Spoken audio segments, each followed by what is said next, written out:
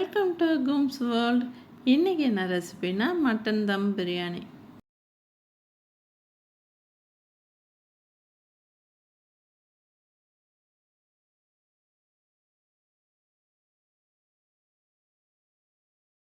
இந்த மட்டன் பிரியாணி சீரக சம்பா அரிசியில் பண்ணியிருக்கேன். எப்படி செய்கிறதுன்னு பார்க்கலாம் வாங்க. 3 டம்ளர் சீரக சம்பா எடுத்திருக்கேன் நான் அரிசி. மட்டனை 1/2 கிலோ உப்பு போட்டு வேக வச்சு தனியாக எடுத்துக்கிட்டேன்.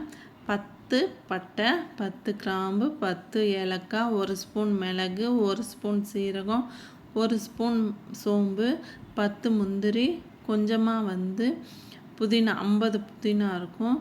இப்போ கொஞ்சமாக அதை விட கொஞ்சமாக மல்லித்தலை, 100 சின்ன வெங்காயம், இது எல்லாத்தையும் அரைச்சி எடுத்துக்கலாம். இப்போ நான் அரைச்சி எடுத்துக்கிட்டேன். இந்த மட்டன் பிரியாணி நான் பாத்திரத்தில் நான் செய்ய போகிறேன். 50 நெய், 100 கடலெண்ணெய், ஆக மொத்தம் 150 கிராம் நான் சேர்த்துருக்கேன் எண்ணெய். ரெண்டும் சேர்த்து இப்போ ஒரே ஒரு பிரிஞ்சி இலை, 2 பெரிய வெங்காயத்தை நீளமாக கட் பண்ணி நான் இதில் சேர்த்து நல்லா வதக்க போகிறேன்.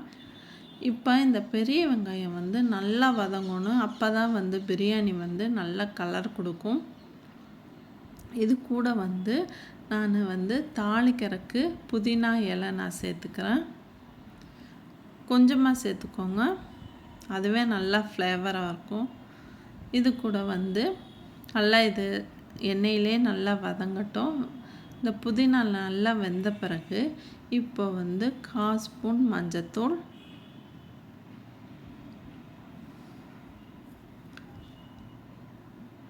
1/4 ஸ்பூன் மஞ்சத்தூள், 1/4 ஸ்பூன் தனி மிளகாத்தூள் சேர்த்துருக்கேன். இப்போ எண்ணெயிலே நம்ம நல்லா வதக்கி எடுத்துக்கலாம். இதை பாருங்கள், நல்லா வதங்க எண்ணெயில் போட்டோன்னா கலர் எல்லாம் மாறி நல்லா கலர் கொடுக்கும்.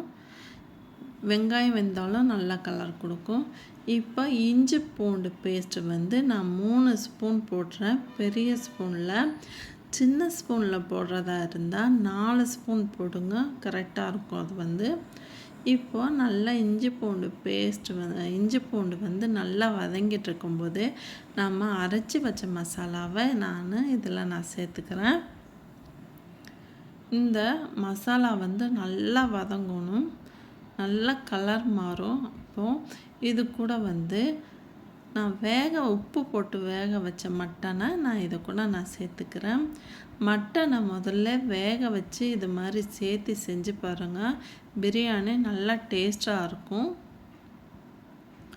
இப்போ நல்லா இது கூட நம்ம சேர்த்துட்டு நல்லா வதக்கலாம். இப்போ நான் இது வதங்கிட்டு இருக்கும்போதே நாட்டு தக்காளி, நல்லா பழமான தக்காளி, புளிப்பாக இருக்கும். நாட்டு தக்காளி நல்லா புளிப்பாக இருக்கும்.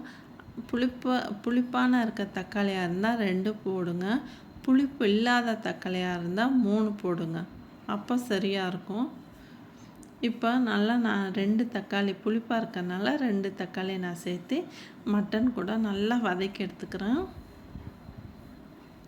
நாம் போடுற மசாலா பிரியாணிக்கு உண்டான மசாலா எல்லாமே ஒன்று தான். ஆனால் ஒவ்வொரு ஊரில் தண்ணியோட டேஸ்ட்டு மாறும். நம்மளோட கைப்பக்குவம் மாறும்போது பிரியாணி டேஸ்ட்டு மாறும். அதுதான். இப்போ 1/4 ஸ்பூன் நான் உப்பு நான் சேர்த்துக்கிறேன். இதையும் சேர்த்து நல்லா நம்ம வதக்கி எடுக்கலாம். இந்த உப்பு நாம் டேஸ்ட்டு பார்த்துட்டு போடுங்க, நிறையா போட்டுறாதீங்க. நான் முதல்லையே உப்பு சேர்த்துருக்கேன் மட்டனுக்கு. இப்போ மசாலாவுக்கு தான் நான் உப்பு சேர்த்துருக்கேன். இப்போ எண்ணெய் பிரிஞ்சு நல்லா மட்டன் நல்லா வெந்து எண்ணெய் பிரிஞ்சு வந்துட்டுருக்கு. இப்போ நான் தண்ணி ஊற்ற போகிறேன். இந்த டம்ளரில் 5 டம்ளர் தண்ணி, 1 டம்ளர் தேங்காய் பால் நான் ஊற்ற போகிறேன். இப்போ அரைச்சி வச்ச மசாலா தண்ணி, வேக வச்ச மட்டன் தண்ணி, 1 டம்ளர் தேங்காய் பால், ஆக மொத்தம் 6 டம்ளர். நான் பழைய அரிசி எடுத்துருக்கனால 1 டம்ளருக்கு 2 டம்ளர் கணக்கே நான் சேர்த்துக்கிறேன். புது அரிசியாக இருந்தால் நீங்கள் 1.5 டம்ளர் தண்ணி ஊற்றினா போதும்.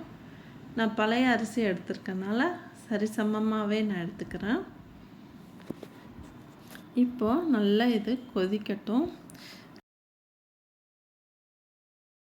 இப்போ உப்பு காரம் பார்த்துக்கோங்க.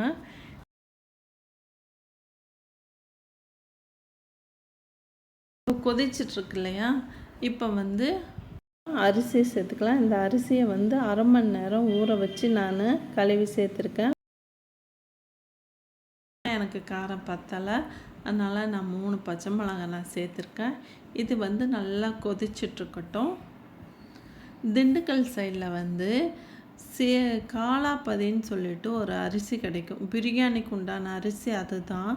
சீரக சம்பா அரிசியை விட ரொம்ப சின்னதாக இருக்கும், பொடியாக இருக்கும் அந்த அரிசி. அந்த அரிசியில் பிரியாணி செஞ்சால் அப்படி இருக்கும். அந்த அரிசி இப்போ கிடைக்கிறதில்ல. இப்போ கிடைச்சா எங்கேயாவது கிடைச்சா எனக்கு கமெண்ட் பண்ணுங்கள், இந்த ஊரில் கிடைக்குதுன்னு சொல்லுங்கள்.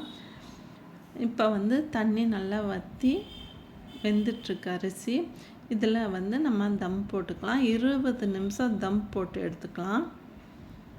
இப்போ பாருங்கள், நான் தம் போட்டு நான் எடுத்துக்கிறேன். இப்போ நல்லா 20 நிமிஷம் தம் போட்டு எடுத்துக்கிட்டேன். இந்த அரிசியை, இந்த பிரியாணியை இப்படி நல்லா உடைச்சி விட்டு திரும்பவும் தட்டு போட்டு மூடி வச்சுருங்க. நம்ம சாப்பிடும்போது எடுத்தால் இன்னமுமே புழுன்னு உதிரியாக இருக்கும்.